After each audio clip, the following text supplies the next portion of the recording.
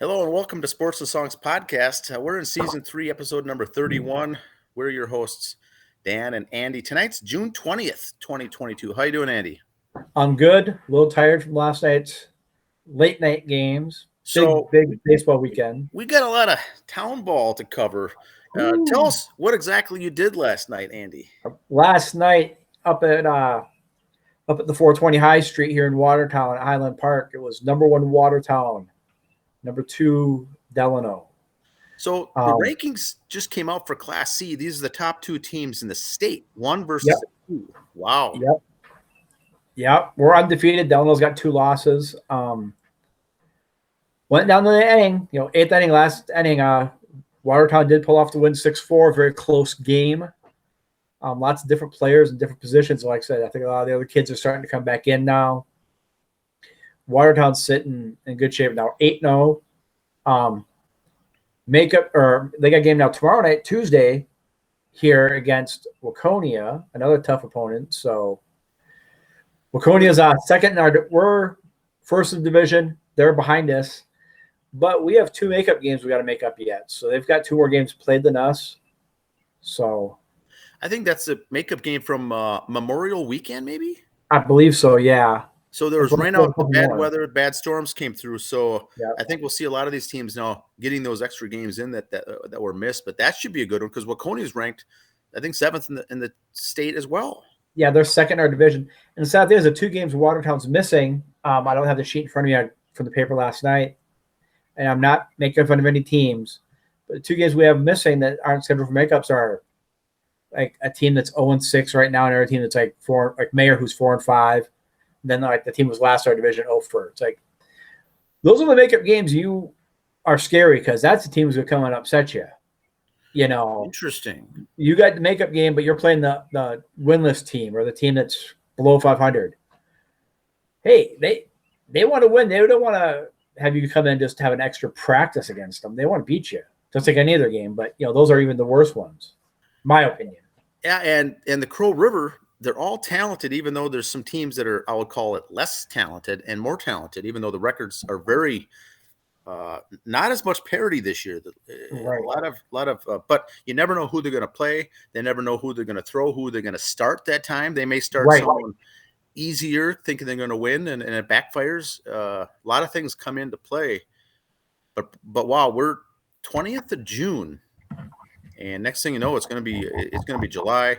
There's a lot of the mid-season tournaments that are going on over the weekends now and things. But I think the top 10 rankings for A, B, and C are starting to settle in now. They were wonky to start with, but Crow River is going to be always tough. But Delano's up there. That's North Star. You can't trust the big city, Waconia. You gotta, like I said, the other kids are starting to come back from college now, so it's kind of like it's better than the minor league call-ups in baseball because this is happening more in the middle of the season. Yes.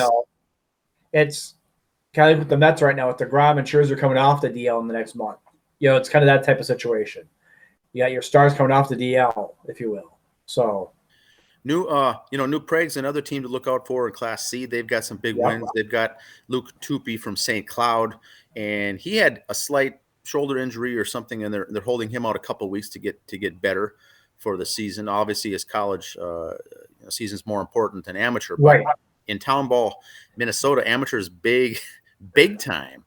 Right. And the fans, of course, want him back. And St. Clair Wood Ducks are another team in Class C, not even ranked. They're not in the top 10. I did a series of tweets over the weekend. Yeah. They won a game with 26 runs, followed by another game that same week they scored 31. So they're putting up football scores big time. Yeah. And they're not the type of team to start just running up the score. So when their bats get going, So there's these other teams that fall right below the radar that are tough and ones to look out for as well. Yeah. And so Watertown Delano was Sunday night. There's nothing, I don't think, tonight. Tomorrow's a Watertown makeup game with Waconia, the 2 W's, which is going to be good. And then we got the next round of Fox 9 Town Ball Tour coming up this Wednesday. That's Union Hill versus Mayor Blazers. So we get the Crow River in again. Yeah. On the Mayor's right at 500 right now. Like I said, that's one of our makeup games. That's the tough teams right there. The ones that are at 500, you never know. And Union Hill is part of that DRS conference, which is always very tough, that league down there. Do we have a trivia question? Yes, I do. I got the trivia for you this week, Dan. Here we go. Okay. Through the Mets game today, being the Mets fan, I'm sure you've heard me bark about it online a lot. The Mets have now been hit by 50 pitches this year. 50. They're on pace to break the all-time record of 105. When was it set and by who? A little two-parter there. So 50 individual players, not 50 individual players, but 50 batters. 50 times they've been hit. Times this season, 2022, hit by pitch by opposing pitchers. They're on pace to break the record. I don't know who that record. The record's 105, so we'll get back to that a little later on. Okay. Was it during the dead ball era? No. Okay. No. I don't follow that stat, hit by pitch, so I'm not sure if many of the listeners. And it was not a team that either Don Baylor or Craig Biggio were on. Exactly. Because those two guys are lead the all-time career for hit by pitch, so maybe they could be one of those guys. That's the hint right there. It's not a Don Baylor or Craig Biggio led team. Okay. Very good. So what if I've got some amateur sports and stuff to come up with? You want to start off with high school? Yeah, let's recap the high school baseball championships from last weekend. I know we were given the privilege from the Minnesota State High School League to cover one of the games. Dan did that first round for Watertown. But Minnesota High School League A, we'll start A ball. Randolph over Hayfield 2-1, so Randolph is your Class A champion. Okay. Double A Fairmont over Rosso 7-0. 3A, and from what I saw was the best game for the championships. But Old St. Margaret over Mankato West 4-3.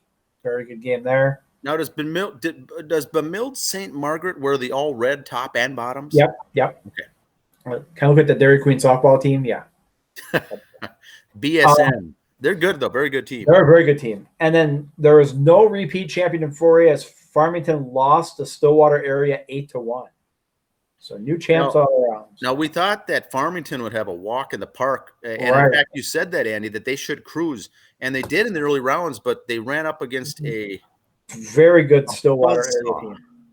Yeah, they just ran out of gas, maybe. I don't know, because only one run. So just stars and moons were aligned against them, in a way, if you will. But Farmington's kind of a good program. They got a good program out there. They'll be back next year. Not worried about that.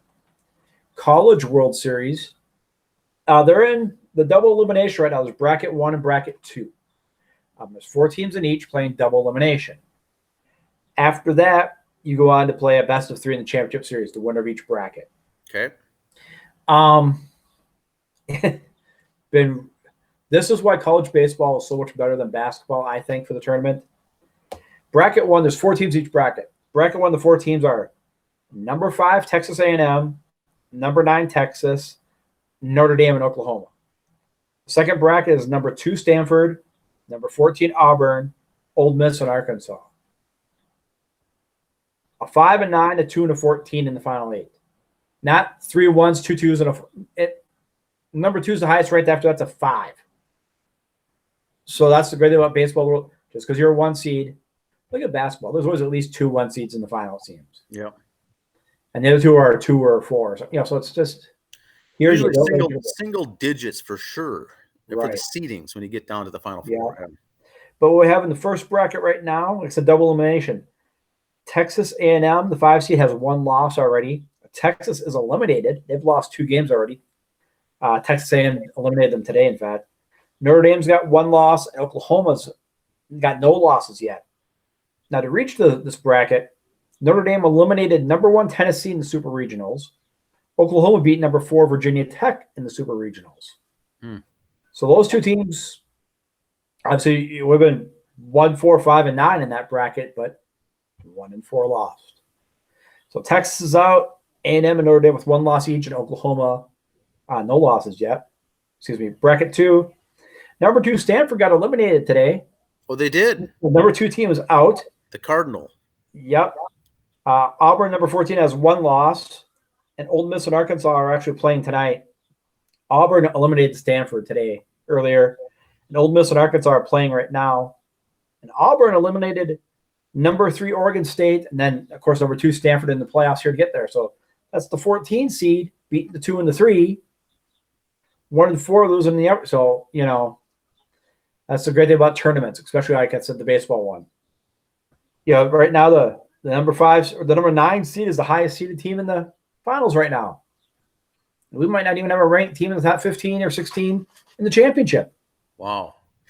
So, and then one other thing I want to get to before we get to your stuff, I did a thing over the weekend on our Instagram, on YouTube, about the affairs going on in WWE right now. And some more stuff has come up today. Some stock share trading beforehand and afterwards.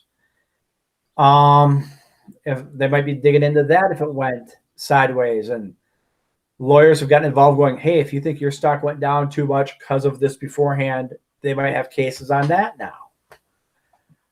I am a wrestling fan, as you know, and I think a lot of people who have stock in it are smart enough. Yeah, there's a few guys who went somewhere to some stockbroker and said, here's $10, I want me some of that wrestling stock. Yeah, there's a few of those guys out there. I'm sure there is. But most people who play the stock markets know what they're doing. There might be a lot of stuff going on here now too. So not only has got accusations of mess with the stock price, I'm going to sell mine before I step down or whatever. Plus all the other allegations of the affairs going on. I guess my take on it is if the old man's out and Stephanie takes over and Paul take over, or Triple H take over, this is what everybody's wanted, is those two to take over. Because what Triple H did in their NXT, their minor leagues, was great. Until he had heart surgery and the old man took over and flushed it down the toilet. Now, just because we got our dream team running the company, hopefully in the next 6 months, like anything else in sports or business, it's going to take at least 6 months to a year to get that thing back up to where you want it. So let's not get too excited and think that they're going to change overnight here. You got to get the right players, you got to get the right contracts, get the right TV deals again, get some people out of seats in the front office. But it could get very competitive again between WWE and AEW for viewership, for performers. If Stephanie gets control. We're not going to know tomorrow. We might not know by Christmas. So, like anything else in the legal system, we just got to sit back and wait, especially business legal system. So, with that being on, just be patient. I keep following the social media. I'll be sharing every message I get from other people and put my own 2 cents out there.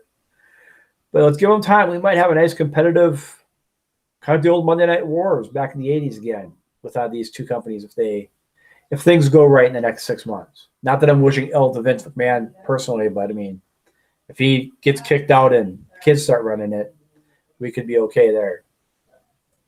But that's what I got. I got some other stuff pro-wise, but what do you got, Dan, for other amateur sports? Well, we got the amateur baseball, which is big in Minnesota once again, and the fans love it. The Fox 9 Town Ball Tour loves it. It's fun stuff, but it doesn't end. It doesn't start and end there, because summer baseball in the state of Minnesota is huge at all the levels. So we just finished up with the state varsity state tournament, and that's made up of your varsity guys are typically your 9th through 12th graders. Yep. But then what rolls into is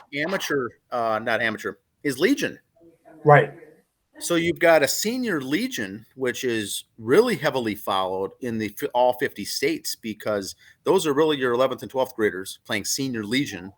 9th and 10th graders are playing junior Legion for the local amateur. The VFW, the Legion ball clubs. The local towns are supporting those, and that's made up of mainly your 9th and 10th graders, your 11th and 12th graders, and that culminates in a full season as well into regional, state championships, state titles, and a chance to get into the regional, which leads to the World Series. So you just got done playing a bunch of games in high school. It doesn't end because you go into the Legion, and there's some very good teams in the state of Minnesota, as well for Senior Legion.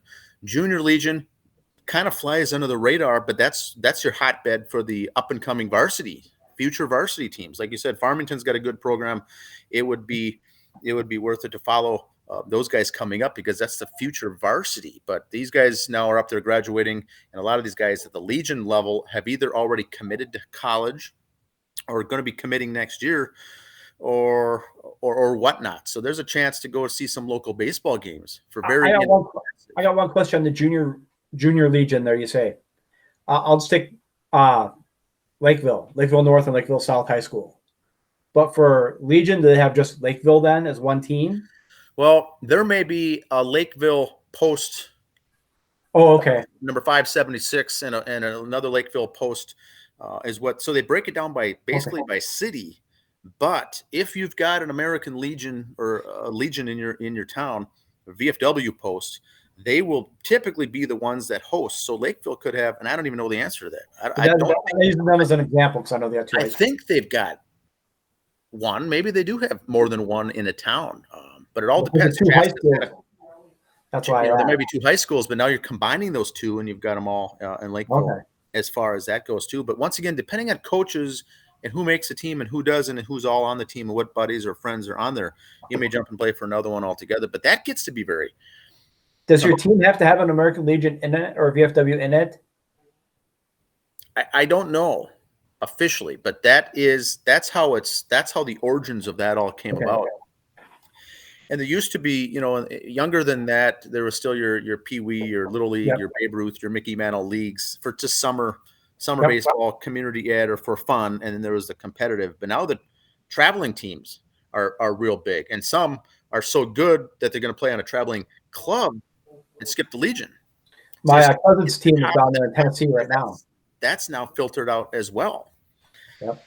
So those guys who are committed or possibly going to be drafted or committed to a college to go on scholarship are probably your guys in a club level, the Minnesota Blizzard or something like that. In effect, so they're playing those types of tournaments. So you never know who's really going to be. And those guys, if they're good, they get moved up. It's some of your backup guys on the high school team are now starting for the Legion. So it gives a new blood all the time with a fresh turnover. Now, older than high school, you're eligible to play amateur or town ball. You can also play as a high schooler. But typically, if you're on a Legion team, I don't think you're going to be on a high school team then either. But you can play as a 17-year-old high school on a town ball amateur team. But like I said, it's filled up. There's so much competition in the state. The nice thing is that since 1980, the state of Minnesota has an over 35 baseball league that started off mainly for fun and has gotten competitive now because there's so many people in amateur. They're rolling off at age 35 or 36 and being star rookies in the Federal League. And the Federal League has got a very good update with their websites, stats. They've just had the All-Star game this last weekend down in Dundas, which is going to be the site of the state amateur baseball tournament, along with Faribault the end of August and Labor Day coming up through Labor Day. Dundas has got a great field. The Dundas Dukes play there. Nice grandstand. They're doing a bunch of updates. And for the over 35s, you select, there's 30 teams. So if each team selects two, there's 60 players in an all-star game. Now, Andy, I do have to say that I was selected as a backup alternative for the St. Shamrocks team. Now, they're supposed to represent two from a team, and in a perfect world, you're going to select your biggest batting average, your slugging percentage, your best pitcher, and really have a team of prolific athletes. We'll leave it at that, right? Yeah. But some teams, there's guys out at graduation parties, weddings this weekend or last weekend, and so you can't send your big guy or your stud, and they either can't make it. They might be hurt. They're scheduled to pitch the next day or something. So you still have to send someone. So you start sending, your third, fourth, fifth best guy. And then I've been in this in the past, Andy, where you get the email from the coach to saying who's available. We need to send someone. We don't even care who it is. We need a warm body is what it comes down to. Who's got a pulse and can play? So, Andy, I did get that email. We need a warm body on the field. Was it in your spam email box when you checked? And remember, I play in the over 50s, Andy. Yeah. So you sure you got the right guy. 3 games under my belt in over 35 baseball. And I got the email saying, could you go and show up? We need someone to represent. We're not even going to send 2 players. All we can send is 1 if you can go. Go ahead, support the team, and play a backup role. So I say yes. The games at Dundas, I've never been there. Never played at Dundas. I say yes. Show up with all these young guys, 35, 40 years old. But other teams I noticed also sent their older 57-year-olds, 55-year-old guys there. So there was a good mix of younger and older guys. You could, for the most part, tell the good athletes versus the rest of us just going to just hanging in there. But it's still fun. It's still camaraderie. You still meet all the guys. And you're two guys deep at each position in the field. So you got 18 on the team. You're playing every other inning in the field, so you're not working up a sweat. There wasn't big heat issues back then on Saturday, but then Sunday is when the heat rolled in, and we saw a lot of games in over 35, even some amateur baseball and the over 50 leagues started canceling games due to the heat index yesterday and things like that. So yeah, the game last night was pushed back. It was supposed to be a 5 o'clock start to move to the 6. They pushed it back because the heat was up there. Now, we had a game on an over 50 on Sunday afternoon. We played it. Once again, we're playing 7 innings.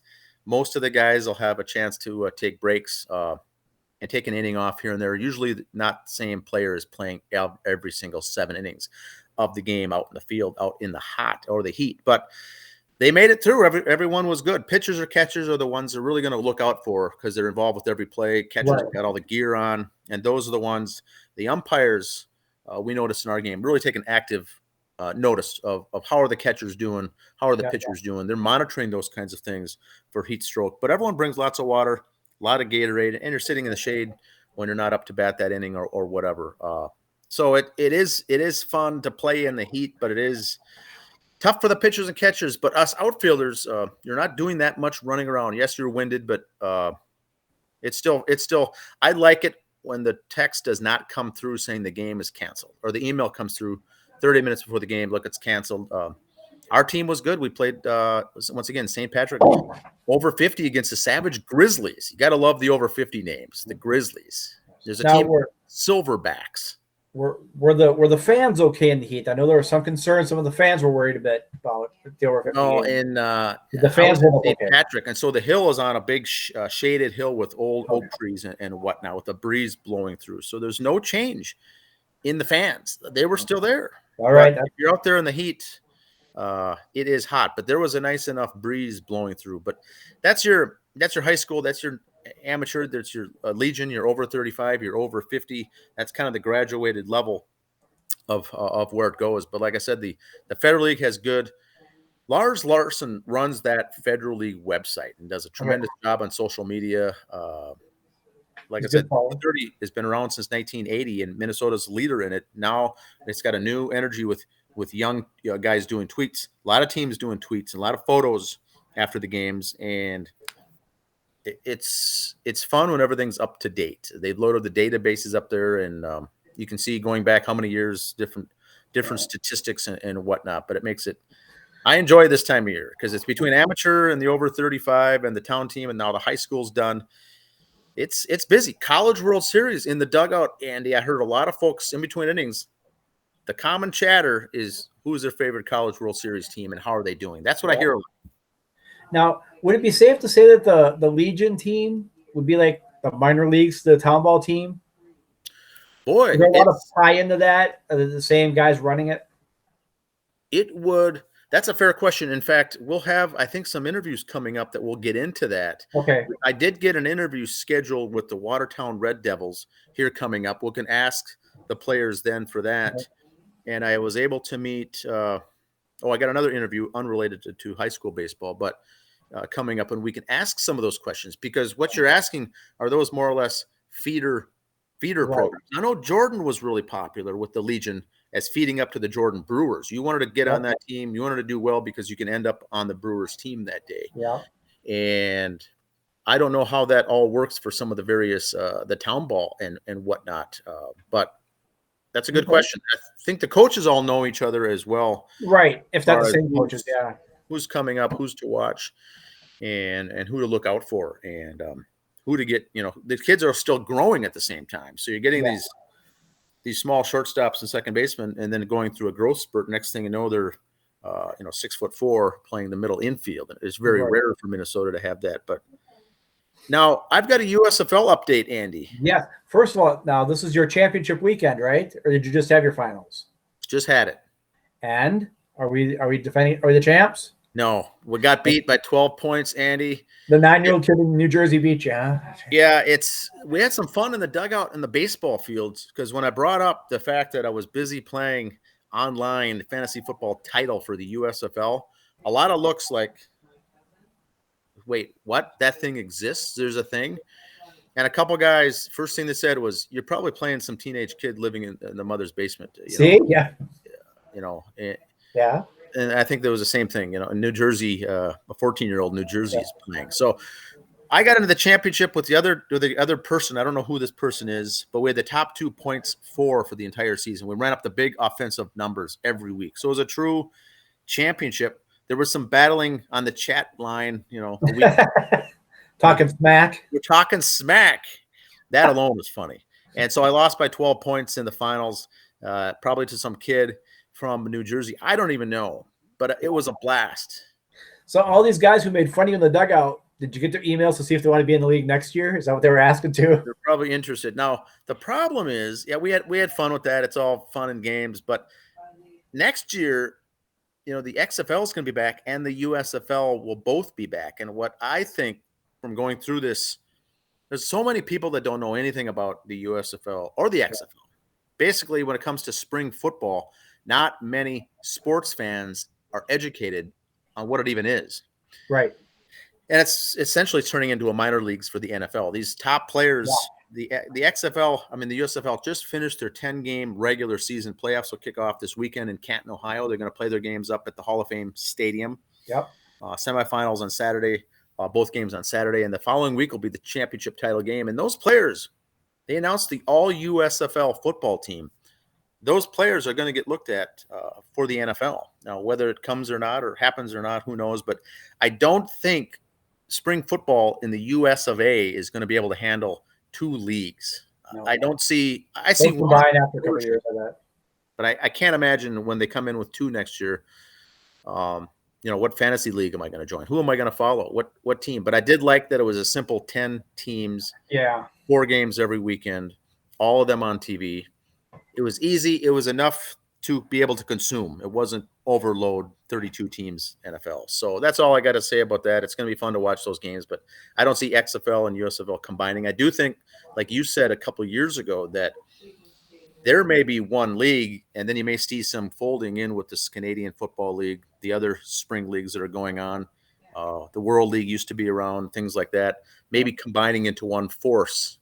And they may have 20 teams. They're going to maybe consolidate. Yep. I know CFL started, and a note that I just got a little bit ago, I forgot to mention I had my 3rd page of notes here. Speaking of XFL and the WWE, Mr. Luck, Andrew Luck's dad, who was the head of the XFL last year. Oliver Luck. Him and Vince are in court right now over all their stuff. So Vince is getting pulled every direction but north, So that all ended up very sour, and they had to take those 2 years off, and now they're going to be back. They're in court now. Vince is in court. There's other stuff, so he might just have to sell and fold and get out and count his losses and enjoy his last 10 years of life and be great grandpa to the kids and everything else. Yes. So, we've got is there NASCAR coming up now? Also? NASCAR's got their big race in Nashville next week on Sunday. It's kind of funny is the way they hype it out.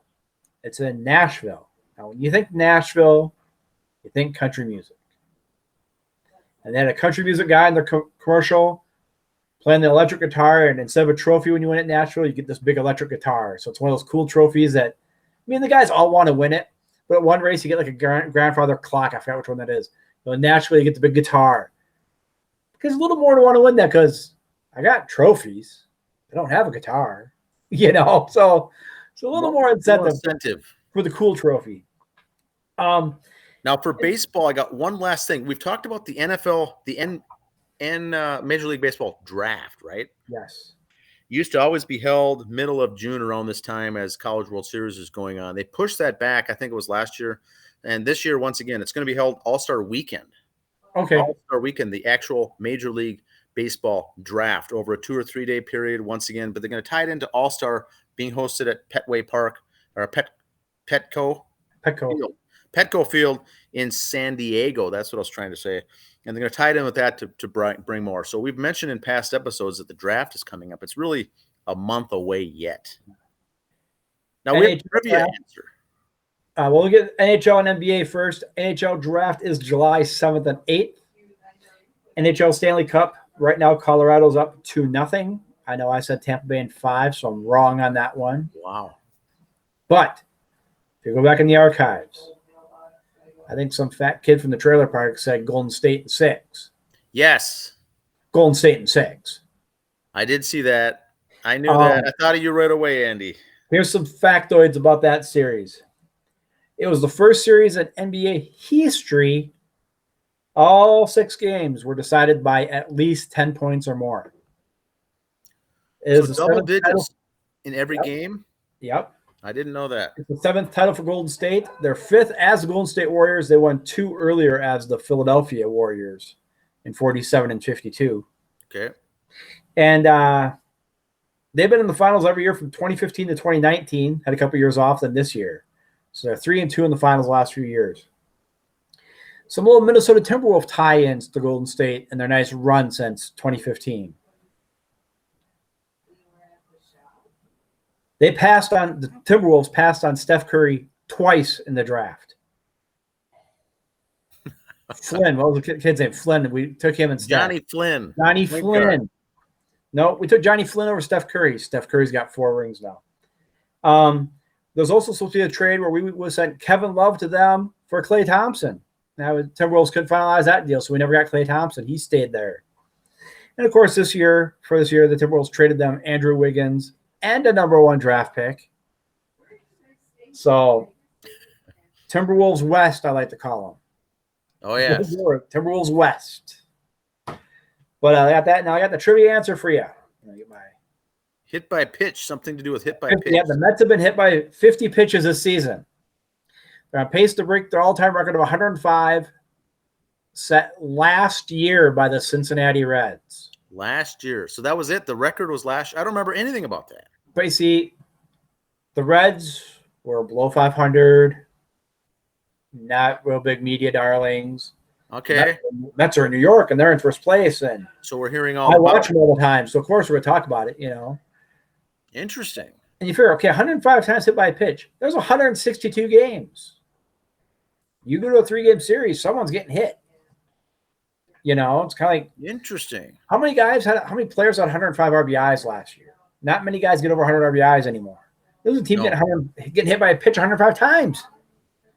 So interesting. So the Mets have been hit 50 times already, on pace for breaking the record of 105 set last year by the Cincinnati Red Legs, as they used to be called. Stockings or Red Legs? Red Legs. Red Legs. So that's your trivia answer for today. I'll have some more wrestling updates again on the YouTube and Instagram probably midweek again.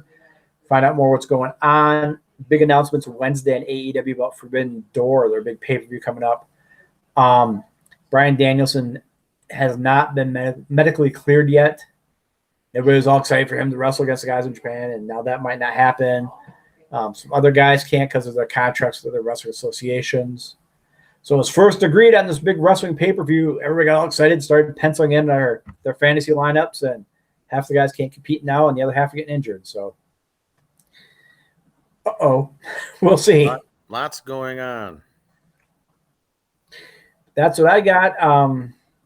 We got, like I said, this show with baseball. Hopefully, we'll get them in Sunday nights. Monday night for sure, though, during baseball season for the sports segment. Yeah, it's a tough last couple weeks to get it in, but we'll see how it goes going forward. But you will get a healthy dose of sports and songs once a week anyway for the sports segment. Yes. 52 times a year, you'll get an episode. Yes. Somewhere between Sunday at noon and Tuesday morning, you'll get the sports segment. Exactly. Then Thursday is typically the music segment, so that's been doing really well as well. People like that, I think, on its own. Splitting it up, getting a little more in depth on each side of it. If there's anything for sports we're missing, your favorite team, high school now we got baseball's done, so we got football and hockey coming up pretty soon. Who's your team? Let us know. We'll start watching their camps. I saw a thing today.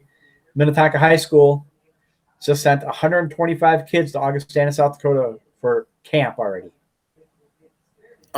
Wait, who is this? Minnetonka High School. You know what? I think New Prague did as well for their baseball team. Yeah. The football. I mean, football. They Football, sent a whole group down there, so there must be something big down there. A big camp over at Augustana, yeah. Big camp. A lot of kids are down there. That's a football camp. You're right. Yep. So here it is. We just did the baseball finals, and how many of these kids probably played in the baseball finals for some of these teams out there in a bus to go play football? So year-round sports for those kids. It's unreal. That's all I got for this week. That's what I got. We will see you Thursday for the Songs edition. Sounds good. See ya. Bye. Bye.